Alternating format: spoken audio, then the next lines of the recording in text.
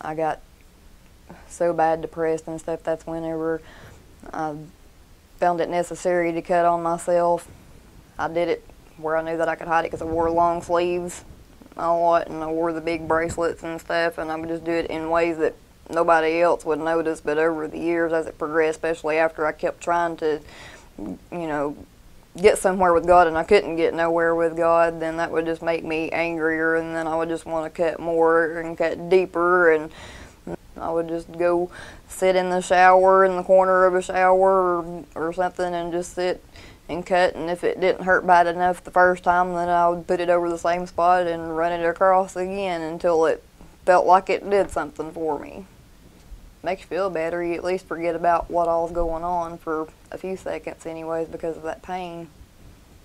Well, I wound up having to have all my teeth cut out after many years of struggling with the eating disorder and with, all the malnourishment and stuff, and I still struggle with that now because I did get teeth after that, but I couldn't wear them. I just got so dark and didn't care anymore. I thought, well, if I can't be good and he's not going to help me be good, then I'll just be ugly because it's easy to be ugly. I started claiming that I was a part of Satan's army mainly because I was just angry at God, and I thought, if he ain't going to do nothing for me, then I've heard it goes the other way around. So if I start claiming I'm part of Satan's army, he'll take care of me too, just like God claims that he would, but yet he didn't. No, I just told Satan that I was part of his army and I was now his follower. He could do with me what he wanted to. I didn't care anymore. My husband said, well, let's try church together as a family, and so we attempted the God thing, as I put it again. The whole time I'm thinking, I really don't want to be here. I had no intentions of being here. There's nothing that I wanted to do here. There's nothing you can do for me. Look what you've already done for me. Yeah, this is what you gave me.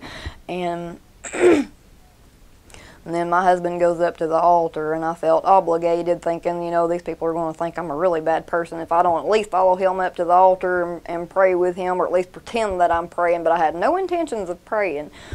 But I get up to the altar, and I get on my knees, and I'm there for a couple of seconds, and two people out of the blue, it was a mother and son, came to me and put their hands on me and started praying, and I can remember my head throwing back, and I can remember gurgling noises and all these weird feelings inside of me, and I remember feeling like a lump of something coming up my throat, and then I knew when it was gone. I knew when it released, and that's when I realized that I'd been possessed as well. But I'd let so much ugly get into me that I'd allowed myself to become possessed. My mother saw the whole thing for definite, and she was talking about how it was kind of scary, the things that I was doing, but she felt it too. She felt the immediate release whenever it was gone, and she could just even sense that I was a total different person because there was a whole different atmosphere around me then. I wasn't the dark evil. I had love in me for the first time, and they were talking about how bright and shiny I was, and I was just glowing. I lit up the whole room because I was just a total different person then. And so I've got past it. That's why I never made it before, because it's like I bonded with Satan a long time ago, and it's like that's why, part of the reason why I couldn't get through with God, because I didn't have that release. I didn't realize I was letting Satan rule over me instead of letting God rule over me. It's not until I let that go, and then that's when I made it.